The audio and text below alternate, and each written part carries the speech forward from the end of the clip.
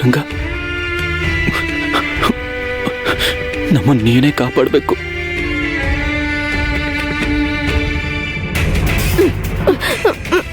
ಬಾರೆ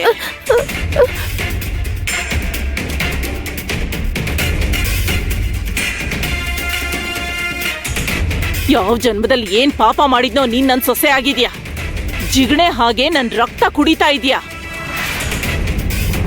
ಬಾಯಾರಿಕೆಯಿಂದ ಒದ್ದಾಡ್ತಿದ್ದ ಅಜ್ಜಿಗೆ ನೀರ್ ಕೊಟ್ಟಿದ್ದಾಳೆ. ಇದು ಹೇಗ್ ಪಾಪ ಆಗತ್ತೆ? ಅಮ್ಮ ಬಿಂದಿಗೆಲಿದ್ದಿದ್ ನೀರ್ನೆಲ್ಲ ಚೆಲ್ಬಿಟ್ರು.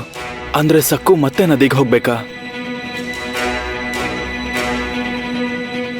ಅಯ್ಯೋ ಪಾಪ, ಈ ಹುಡುಗಿ ತುಂಬಾ ಹೆದರ್ಕೊಂಡಿದ್ದಾಳೆ. ಅಮ್ಮವ್ರು ಒಳ್ಳೆಯವ್ರೆ, ಆದ್ರೆ ಯಾಕೋ ಸೊಸೆಗೆ ಹಿಂಸೆ ಕೊಡ್ತಿದ್ದಾರೆ. ಈ ಹುಡುಗಿ ನೋಡಿದ್ರೆ ಅಯ್ಯೋ ಅನಿಸ್ತಿದೆ. ತಗೋ,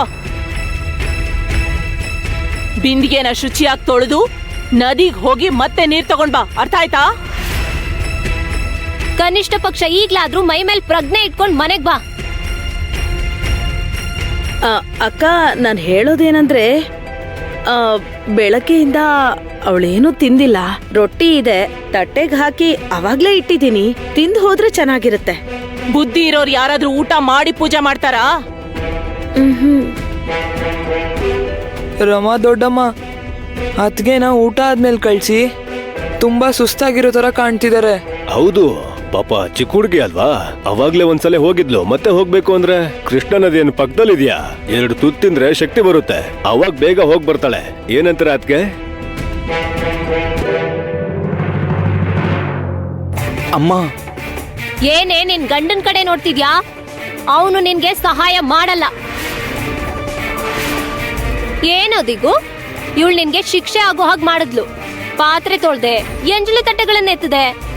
ದಿಗು, ನನ್ನ ಹತ್ರ ಏನಾದ್ರೂ ಹೇಳ್ಬೇಕಾ? ಅಮ್ಮ, ಇಲ್ಲ, ಏನಿಲ್ಲಮ್ಮ. ಮತ್ತೆ ವಸೂಲಿಗೆ ಅಂತ ಹೊರಟಿದ್ದೆ. ನಿನ್ ಹೆಂಡತಿ ನೋಡಿದ್ದೆ ಎಲ್ಲ ಮರ್ತ್ ಹೋದ್ಯಾ? ಹೊರಡೋ. ಸರಿನಮ್ಮ, ಹೋಗ್ತೇನೆ.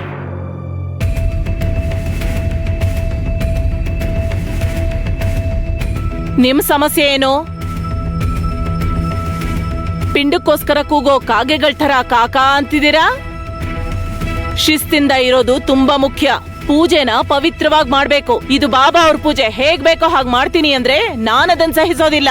ನಾನು ಇರೋವರೆಗೂ ನಿಯಮಗಳನ್ನ ಪಾಲಿಸ್ಲೇಬೇಕು. ಇವಳು ಹಿಂದಿರುಗ್ ಬಂದ ಮೇಲೆ ಊಟ ಮಾಡ್ತಾಳೆ. ಅಷ್ಟ್ರಲ್ಲೇನ್ ಸಾಯಲ್ಲ ಬಿಡಿ. ಹೋಗೆ, ಇನ್ನು ಏನ್ ಯೋಚನೆ ಮಾಡ್ತಿದ್ಯಾ? ಇಲ್ಲೇ ನಿಂತ್ಕೊಂಡಿದ್ರೆ ಯಾರು ನಿನ್ ಮೇಲೆ ಕನಿಕರ ತೋರ್ಸಲ್ಲ. ಬೇಗ ಹೋಗೋ.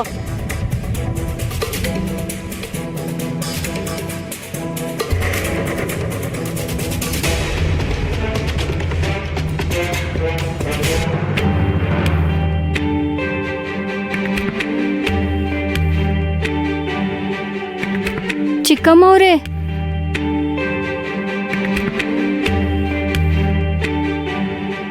ಏನಾಯ್ತು ಗಂಗಾ ಅಕ್ಕ?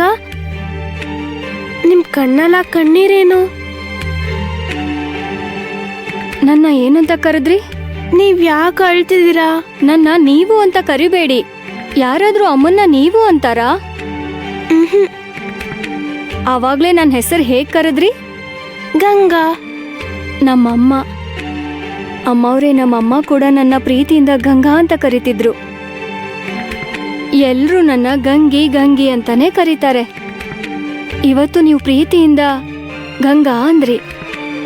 ಇದ್ರಿಂದಾನೇ ಗೊತ್ತಾಗ್ತಿದೆ ನಿಜವಾಗ್ಲೂ ನೀವೆಷ್ಟು ಒಳ್ಳೆಯವರು ಅಂತ. ಅದ್ ಸರಿ ಗಂಗಾ ಅಕ್ಕ, ನೀನ್ ಯಾಕೆ ಅಳ್ತಿದೀಯಾ? ನಾನ್ ಕಾರಣ ಕೇಳಿದ್ರೆ ಹೇಳ್ತಿಲ್ಲ. ನೀವ್ ಹೀಗ್ ಕಷ್ಟ ಪಡ್ತಿರೋದನ್ನ ನೋಡಕ್ಕಾಗ್ತಿಲ್ಲ. ತುಂಬಾ ಚಿಕ್ಕ ಹುಡುಗಿ. ಇವ್ರಿಗೋಸ್ಕರ ನೀವು ಮನೆ ಕೆಲ್ಸ ಎಲ್ಲ ಮಾಡ್ತಿದ್ದೀರಾ. ಬಾಯಿಗೆ ಬಂದಾಗ ಬೈಸ್ಕೋತಿದ್ದೀರಾ. ಸರಿ, ನನ್ ಮಾತ್ ಕೇಳಿ. ನೀವು ಹೋಗಿ ಸ್ವಲ್ಪ ಹೊತ್ತ ಮರದ ಕೆಳಗ್ ಕೂತ್ಕೊಳ್ಳಿ. ನಾನ್ ನದಿಗೆ ಹೋಗಿ ಬಿಂದಿಗೆ ತುಂಬಿಸ್ಕೊಂಡ್ ಬರ್ತೀನಿ, ಸರಿನಾ? ಹೋಗಿ ವಿಶ್ರಾಂತಿ ತಗೊಳ್ಳಿ. ಕೊಡಿ. ಬೇಡ ಬಿಡಿ, ನಾನ್ ತಪ್ಪು ಮಾಡಿದೀನಿ. ಮತ್ತೆ ಶಿಕ್ಷೆ ಅನುಭವಿಸ್ಬೇಕಾಗಿರೋದು ನಾನೇ ಅಲ್ವಾ?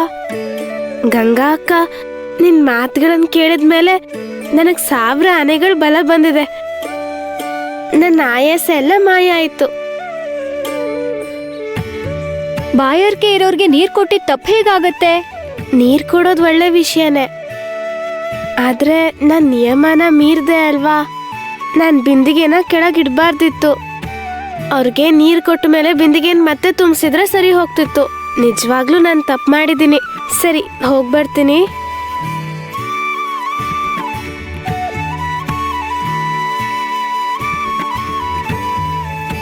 ನಿಜವಾಗ್ಲೂ ಚಿಕ್ಕಮ್ಮ ಅವ್ರದ್ದು ತುಂಬಾ ನಿರ್ಮಲವಾದ ಮನ್ಸು.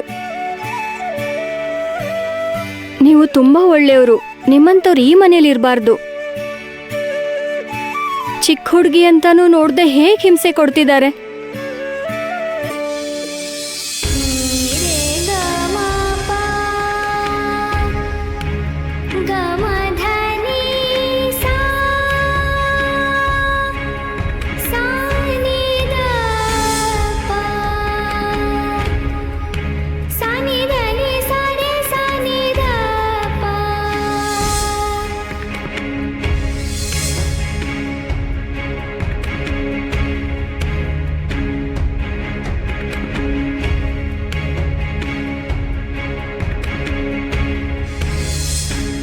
ಇವತ್ತು ಅಮ್ಮ ತುಂಬ ನೆನಪಾಗ್ತಿದ್ದಾರೆ. ಅವ್ರನ್ನ ನಾನು ಯಾವಾಗ ಭೇಟಿ ಆಗ್ತೀನೋ? ನಿಜವಾಗ್ಲೂ ಭೇಟಿ ಆಗ್ತೀನಾ? ಜೀವನದಲ್ಲಿ ನಾನು ತವ್ರ ಮನೆಗೆ ಹೋಗಲ್ಲ ಅಂತ ಅತ್ತೆಗೆ ಮಾತು ಕೊಟ್ಟಿದ್ದೀನಿ. ನಾನು ಮಾತು ಕೊಡ್ತಿದ್ದೀನಿ, ಇನ್ನು ಮುಂದೆ ನಾನು ತವ್ರ ಮನೆಗೆ ಹೋಗ್ತೀನಿ ಅಂತ ಯಾವತ್ತೂ ಹಠ ಮಾಡಲ್ಲ.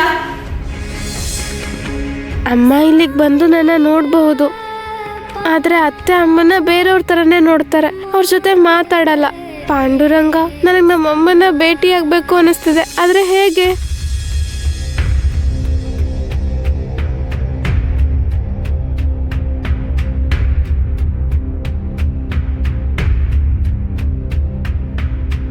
ಸಕ್ಕು ಅವರತ್ತೆ ಮನೇಲಿ ಇವ್ರಿಗಾಗಿರೋ ಅವಮಾನ ಮತ್ತೆ ಸತ್ಯಭಾಮ ಅತ್ಗೆ ಮಾತಾಡಿದ ಮಾತುಗಳಿಂದ ನನ್ ಮನ್ಸು ತುಂಬಾನೇ ಗೊಂದಲದಲ್ಲಿದೆ. ಸಕುನ ನೋಡೋವರೆಗೂ ನನಗೆ ನೆಮ್ಮದಿ ಸಿಗಲ್ಲ. ಸಕು, ನಿನ್ನ ಭೇಟಿ ಆಗೋದಕ್ಕೆ ನಾನು ಬರ್ತಾ ಇದ್ದೀನಿ.